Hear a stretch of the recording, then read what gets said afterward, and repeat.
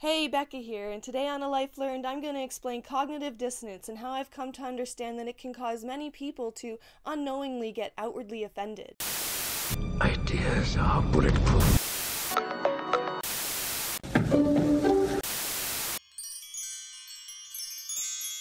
The cognitive dissonance theory is based on the idea that people seek consistency between their expectations and reality. The dissonance that's referred to in this therapy is referring to the psychological stress or discomfort that's experienced by someone who holds two or more contradicting ideas, values, attitudes, or beliefs. Or by someone who's confronted by information that conflicts with their existing values, beliefs, attitudes, or ideas. Now, the degree to which a person actually experiences this cognitive dissonance is based on two factors. The importance of the cognition or idea, and that being how ingrained it is into your life, how important it really is to your overall well-being and the way you live your life. And so the more integral the value, the higher the magnitude of dissonance in that case. And the other factor is the ratio of the cognition, so that is the number of ideas or values that you hold that are being conflicted versus the number of ideas that are being confirmed. The ones being confirmed, of course, being the actual ones that are dissonant with your current ideas and values. And in the end, the overall desire to actually act on this dissonance is based on how these two factors come together and the overall magnitude of the dissonance experience based on them. So basically, the more ingrained an idea is, the more time you've spent on confirmation bias trying to support it, and thus the more intense the dissonance is going to be experienced when you find something that conflicts with it. To explain confirmation bias, basically it's a concept that explains how people read or access information, so basically how they take it in. And this is done in a sense that they do it in ways that only affirm what they already believe, and often unknowingly ignore anything that refutes what they currently believe. So, when someone experiences this uncomfortable feeling of dissonance, at a high enough level that it causes them to feel the need to act on it, they will engage in a process that's called Dissonance Reduction, which, as it sounds, is about reducing the psychological distress or tension that they're experiencing. According to Dr. Leon Festinger, one of the doctors who has studied dissonance theory, the ultimate way to achieve dissonance reduction is through actually fully changing your beliefs or ideas to meet those of the ones that are conflicting with you. So changing the way you think basically to match the new ideas, assuming that they're all based on solid facts. The issue is that unfortunately a lot of people find this task much too difficult because it often relates to behaviors that are very well learned. Or they're aware that their cognition is in the right and they just have a hard time empathizing with those who haven't quite reached that level of understanding yet. And from what I've learned, the only way to change such ingrained things in you is through self-reflection and empathy, which are things that aren't often taught in society these days. So in the case of people who can't change their behavior or the way they're thinking to match the information that they're having put in, they tend to respond in one of three ways. All of these ways can actually be presented as an example of someone becoming defensive because they hadn't previously spent time reflecting on the idea. And this defensiveness often causes people to respond emotionally and thus get offended. This offense all caused by the cognitive dissonance that they're experienced. So the first response is to justify their knowledge or cognition by changing the conflicting ideas through misperception. This is often done by reducing the importance or increasing the importance of something, or the attractiveness for that matter. They'll reduce or increase the attractiveness of something in order to change the perception of how it was, and thus participate in something that's called spreading apart the alternatives. So a case where someone could get offended by this is simply by having someone point that out. If someone were to point out to you that you had been belittling an idea that was actually pretty significant, you would then have to come to terms with the fact that you had been rationalizing in order to deal with it, and this would create a lot of dissonance and thus cause offense. The second type of response is to justify the current information they have by finding new supporting information or something that outweighs the dissonant information. This is often done by seeking support from people who share the same beliefs or ideas as them, or by trying to persuade those who don't. So this is an example where you get religious people trying to convert others, or atheists trying to convince religious people that they don't know what they're talking about. Both of these people are experiencing similar sources of dissonance even though they're from opposite poles, because the whole idea is that they're seeking to reduce their personal dissonance by trying to change someone else's opinion to match their own. rather than accepting that someone else has a different belief or simply hasn't come to the level of understanding that they have. And finally, the third, and honestly most unintelligent response that a person can have, which is actually why it's the least experienced these days, thankfully, but still sometimes experienced. So the third response is outright ignoring, rejecting, or denying information altogether. Anything that conflicts with their beliefs simply doesn't exist. These people simply can't handle the dissonance that's presented to them, or the effort that's required in the other two types of dissonant resolution, so they simply put it out of their mind altogether. An example of this can be seen in the more extreme religious folk who don't even acknowledge evolution in any way. They don't try to explain it in a religious fashion, they don't try to explain it at all. They completely deny its existence. And thankfully, like I said, this is not a very common way for people to respond these days because we just have a lot of access to information, so the other two methods tend to be more used.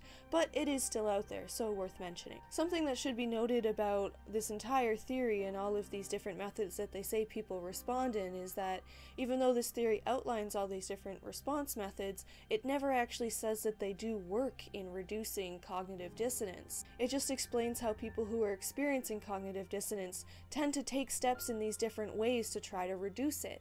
And the one main point that dissonance theorists really like to point out is that when people experience cognitive dissonance, they will go to all sorts of lengths to try to reduce it.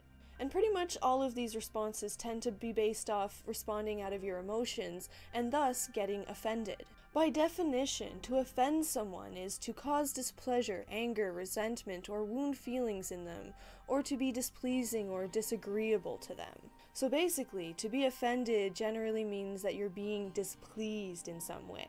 Now, if you reflect on that, doesn't it sound just a little pretentious and self-righteous? Now, please don't take that as me calling anyone names, because that's not what I'm doing, but consider further how it feels to be offended. There's a lot about the experience that we often don't reflect on.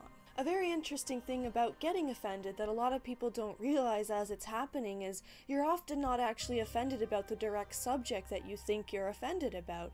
It often tends to be about a higher up, more meta subject that you don't recognize. For example, if someone who's religious gets offended by the idea of Jesus not existing, it's not his actual lack of existence that's offending them, but rather the connections they've made to his existence. Jesus existing means that they will forever eternally live. When they die, they go to heaven and continue to exist on. So, by being presented with the idea that Jesus doesn't exist, they're actually being presented with the idea that they are ultimately going to die and cease to exist, that their eternal life that they've learned to grow to look forward to isn't going to happen. And a lot of the ideals and ways that they've chosen to live their life haven't really had any real purpose. So one of the real dissonances they have to face here isn't that Jesus doesn't exist, but rather that they will ultimately die and that eternal life doesn't exist. As well as having to acknowledge that the time that they spent living their life in that fashion was not spent productively.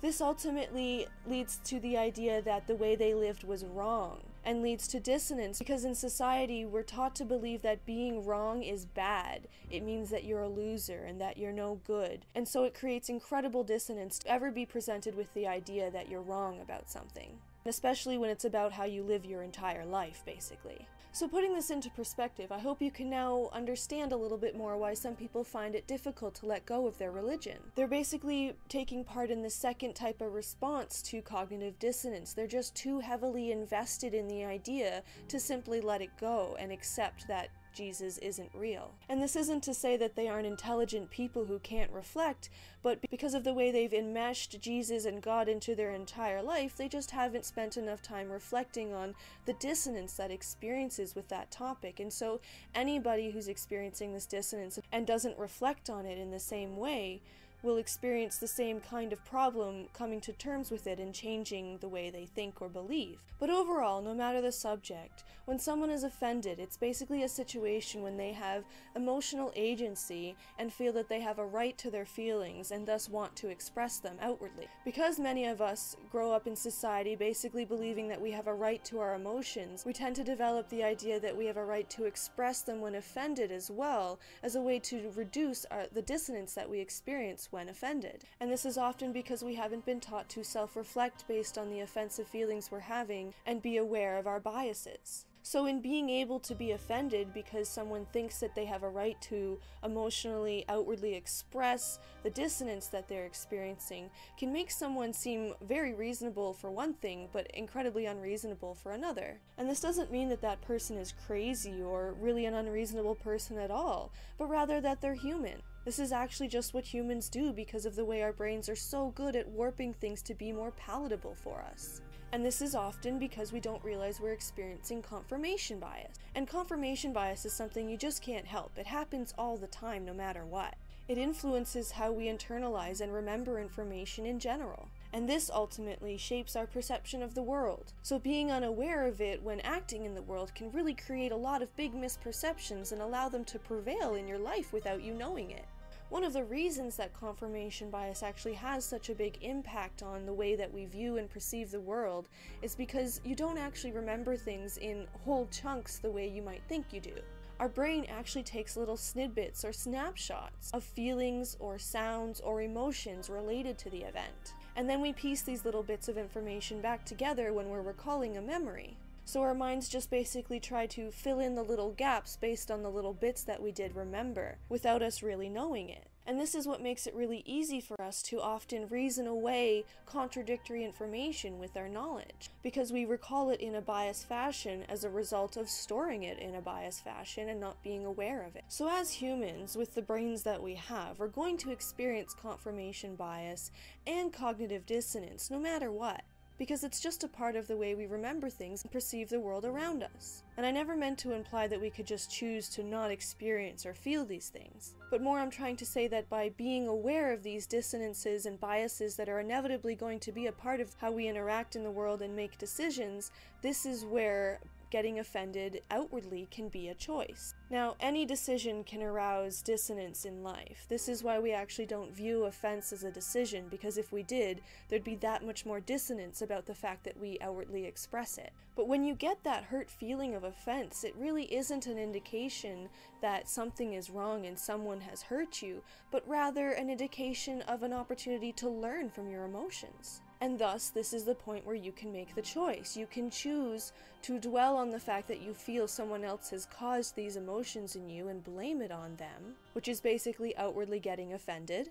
Or you can take some time to realize that you're having offended emotions, which means you're having cognitive dissonance, which means that you need to reflect on a subject further because there is some part of it that hasn't been resolved for you. Otherwise, you wouldn't experience the dissonance. It wouldn't bother you if you had a resolved conclusion for the subject. So if you do this, if you use feeling offended as an opportunity to learn from your emotions rather than outwardly blame someone, you can really move forward in your understanding of a lot of things in life, because you're not spending your time getting emotional about them. So for anyone who recognizes that they do have issues with dissonance, there's nothing wrong with that. You're only human.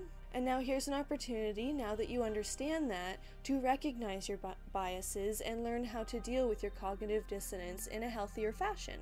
If I may offer you a few tips on how to deal with the biases or the dissonance that you're experiencing, the first step would be to always try to find a way to disconfirm something that you believe, understand, or know. And with this, always be willing to take in the good and the bad. Take in all of the information, regardless of whether it confirms or refutes what you're trying to believe or see. As long as all evidence is valid and has proof behind it, there's no reason that you shouldn't believe it. If the only thing that's stopping you from believing it is the offended feelings that you're having, this is where you really need to reflect on what those feelings really are. Clearly this is a case where it's another subject, not exactly what you think you're being offended, but something much deeper that you need to reflect on.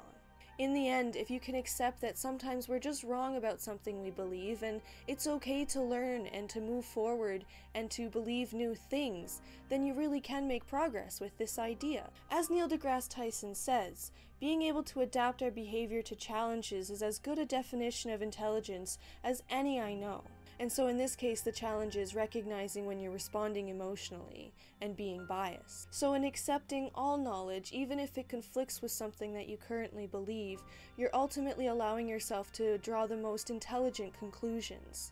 and ultimately be the most unbiased. The true key to this is to make sure that you are never starting with a conclusion and looking for evidence to support it, but rather having a question and looking for all evidence that answers it. It's very important to see all sides of a question, not just what you want it to be.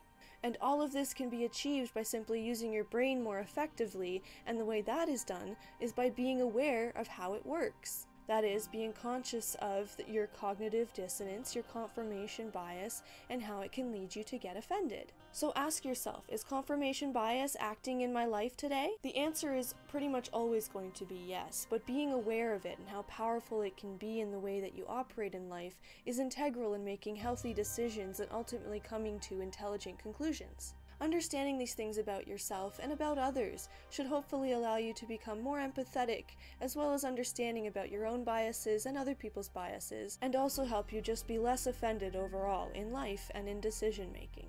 So anyway, that's how I've come to understand that cognitive dissonance can contribute to people becoming offended, and I hope you found some value in my video and were able to better understand how this can influence your life. Please feel free to comment below about your experiences with cognitive dissonance and confirmation bias, and join me again next week where I try again to share a little something I've learned in life.